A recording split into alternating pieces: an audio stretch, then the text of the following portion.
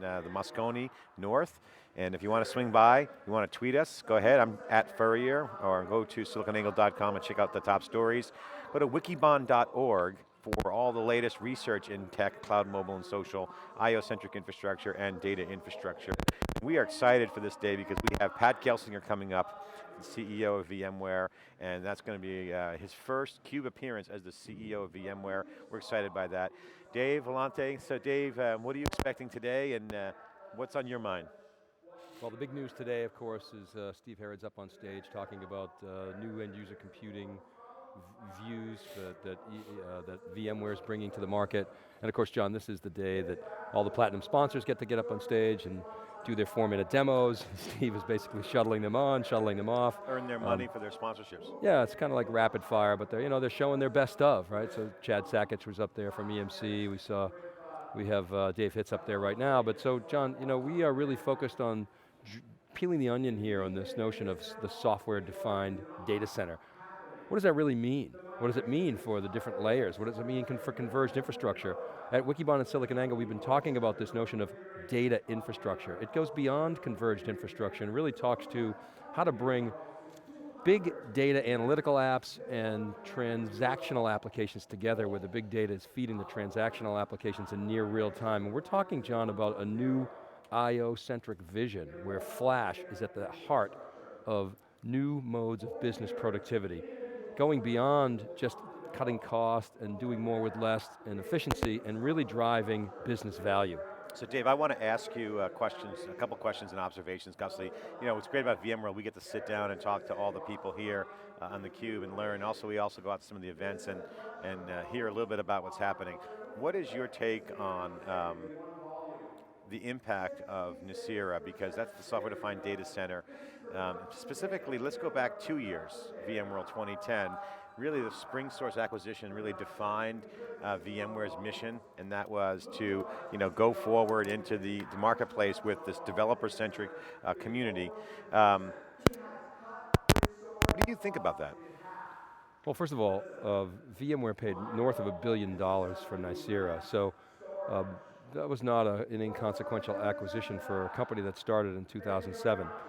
My take on that is VMware is defining this notion of the software-defined data center as really trying to do what it did for compute and memory to bring that to storage, not only storage, but also more importantly, networking and security. And to do that, it needs to be able to abstract the networking piece and then pool the networking as a resource and then automate that. That's all software.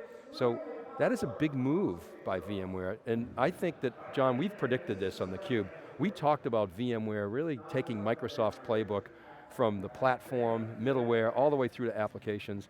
Now while VMware isn't really replicating Microsoft's playbook on the application side, from a platform standpoint in the enterprise, it is just gaining more and more control over the management, over the middleware, over the entire stack, and now the networking piece, we've seen them do more and more into storage.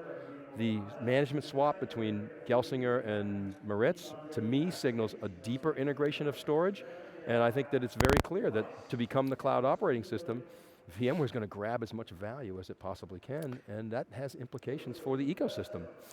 Here's what we heard yesterday. So just a quick recap of day one. Essentially the core message was abstract, pool, and automate was their core message. Other things we've heard was Nicira, software-defined networking, multiple clouds, cloud era, data center of the future, big data, and end user computing. So that was yesterday. Today, what I'm expecting to talk about is, really let's talk about the new CEO role of Pat Gelsinger, and specifically apps and Moore's Law. So we're now getting, John, the vote for the best demo. It looks like there's no clear winner. Very tense moment here in the main hall. All VMware's platinum sponsors. NetApp just was noted, and all the NetApp people are jumping up and down. They're very excited. NetApp has a big event tonight, John. A big customer event at the at AT&T Park. We're going to be covering that at theCUBE. We have Pat Gelsinger coming on a little bit later. Very excited about that. Great lineup today. Jayshree Ullal, CEO of Arista. We also have Frank Slootman, who is the CEO of ServiceNow, a new company, not that new, but relatively unknown company that just did an IPO that does IT service management. Frank Slootman, as many of you know, was the CEO of Data Domain, very successful company that was acquired by EMC for $2.4 billion. So great lineup today. We've got the CEO of VCE coming on. Got some questions for him and a lot of other really good practitioners, and we got some spotlights, and good day today. Yeah, I mean, one of the things I'm going to focus in on, Dave, today is really the application side of the business with Moore's Law. Pat Gelsinger, I'm going to ask him that. I want to drill down on these new experiences that they're talking about. Obviously, there's disruption's the theme here, and VMware's really thinking big around their vision. And this includes, expanding beyond the VMware focus, which is multi-vendor. I want to hear how they're going to deal with Microsoft, HP, NetApp, all the different vendors. I think Pat Gelsinger telegraphed yesterday that it was very clear that VMware is starting to think outside of their own company and their own agenda, and really bringing in more of a partner focus, specifically around extending out that ecosystem to be truly multi-vendor, a theme we've been talking about on theCUBE. I also want to talk about Paul Maritz and his new role, and find out what's going on with him. He obviously was very candid on the stage yesterday at the CEO roundtable. And then also, something that came up yesterday that I want to drill in more with the guests is the hardware as a crutch comment, where it's very interesting in this market. All the hardware vendors, the personal computers, for example, are being criticized for not being relevant because of the era to mobile. But yet Apple Computer dominates that market cap and valuation, but only a small single-digit percentage of the overall hardware budget yet. So I think that's a road that people can look at. We'll explore that today. And it's going to be great, Dave. We're going to go all day, right to 4 o'clock, and then we're going to go to Paxo or AT&T Park with the 7-foot Giants play. We're going to have a great time there, talking to people off the record. And as usual, VMworld not only is great on theCUBE, it's great after hours where we get some great insight, people talking off the record. We heard a lot of comments last night about the future of emerging products that are changing their positioning on the fly based upon the dynamic disruption of the market, like software-defined data center. We're going to drill in that today. We're going to have the CEO of VCE. So these are some of the interviews ahead. We will be live here all day at VMworld 2012 in San Francisco. And we're going to be right back with Pat Gelsinger, the CEO of VMware, in his first public appearance on theCUBE as the CEO of VMware. So it's very interesting to find out, Dave, what's on his agenda. And we asked him at EMC World, if you remember, we asked him, what would you do if you were the CEO of VMware? So excited to get that response. We'll be right back with Pat Gelsinger after this short.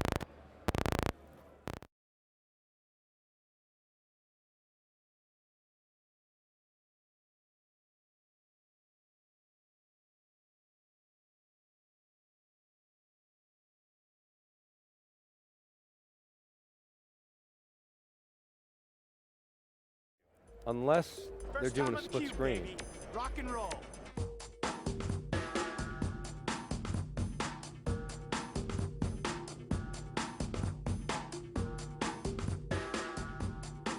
Well, I think it's probably 5 or 6 times I've been on theCUBE now.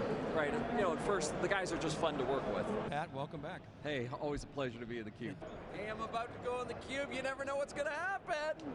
I'm a 3-time veteran of being on theCUBE. I hope many, many more. Chad Sackett. Chad, welcome to theCUBE. Dave, John, it's great to be here, man. I keep coming back because great, insightful questions from John and from Dave. What face-melting action have you seen here at the event? And I know there's a lot of it. It's a great vehicle to communicate with a broad audience. A lot of folks watch. Great to have you back. Good job. All right, Craig Nunez, VP of Marketing at HP Storage. Thanks very much for coming on theCUBE. When people mention theCUBE, they're like, oh my God, I saw you on theCUBE. And they're all excited about it. It's an experience. It's not just information. They experience kind of what's going on there. It's like real time. It's like they were there. That was like going to the gym. Boom, boom. Legendary IBMer, CEO of Symantec, and now CEO of Virtual Instrument. Great to have you on theCUBE. So for CUBE to be here at a conference like this that's got 15, 20,000 people and sharing that live around the world, that's consistent with the way the world is evolving. So it's a wonderful medium, wonderful medium. John and Dave are amazing. I don't know how they keep everything in their heads the way they do. It's a great format, and we're obviously seeing that this notion of real-time coverage and a real conversation is what's driving us as a company. And I say it very seriously when the questions and the comments that we hear from them and from all all the different guests here directly turn into the products that we build. Yeah, that was my first CUBE, and I really enjoyed it. There was the rapid fire of questions. It made me think on my feet, but they were very thought-provoking and really got me going on analyzing the greatness of Arista and the greatness of the CUBE as well. John and Dave, the reason their approach works, they're not just guys, reading down the question list, right? Okay, next one, next one. It's a conversation, right? And it's, they're going to challenge you. They're not going to settle for the marketing hype and the BS and all that stuff that the industry throws around. Come on, you got to hit him up on the HP question. A lot's changed at HP. Some turmoil at the top, obviously, controversy. They're going to hold you down to the real facts, compare you to the choices our users have, and have you respond to it on the spot, right? Thinking real time. And so that's real talk, not just kind of a paper interview, I think. I'm John Furrier with SiliconAngle.com, and I'm here with Dave Vellante. We are inside theCUBE. theCUBE is our flagship telecast. We go out to the events, extract all the signal from the noise, and share that with you. And great guest lineups. We got CEOs, CTOs, with all the top executives, bloggers, thought leaders, venture capitalists. I'm absolutely stunned because I know it demands 100% attention for these guys to be up there talking to people about a wide variety of technology topics. I can't believe these guys can make it so many days in a row. So I'm wondering how long they're going to go home and pass out for after this. But it was incredible. They just do a fantastic job. If you're not having a conversation, then you're very scripted. And if you're scripted, then you might be getting the right words, but you're often not getting the whole meaning and the whole depth of the conversation to the fullest extent. I think this is a heck of a lot more authentic. It comes straight from the heart and the brain. Sometimes you might forget to make some of your points if you're not a real-time thinker.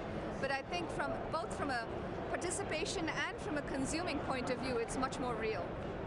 Chris holds no punches. So I've been on a CUBE a number of times, and I think the interesting thing about being in that particular venue in that format, they introduced me as, hey, Hoff doesn't pull punches. Well, they don't either, right? They ask really difficult, uncomfortable questions sometimes, and you can tell people and the positions and where they are in terms of what they're able or desirous to speak of. You can tell where they are on that borderline between kind of just honestly answering questions versus kind of glossing over them. And I enjoy being there because I don't want to say I'm outspoken, but I honestly answer questions with the full intent of being able to be respectful to the people that I bring solutions to, right? If I whitewash this crap, you're going to turn me off every single time you see me on any venue, let alone theCUBE. So I like being asked tough questions. I like answering them honestly, and that's a fantastic venue for doing it. Otherwise you get on panels and you got a bunch of talking heads blabbing at each other, and it's worthless. Yeah, this was my first time on theCUBE, and I really got a chance to get to know John and Dave, and they're really amazing guys. I mean, the knowledge that they come with, the topics that they could talk about, the people that they know, and just bringing it all together in this live broadcasting forum is just fantastic. I mean, I just love it. I feel like a groupie or something, In this environment, the social environment, the real-time environment where we're in, right, people look through the marketing fluff very quickly, and if it's not authentic, right, they don't trust it anymore. So in this environment, I think it's a growing trend. Yeah.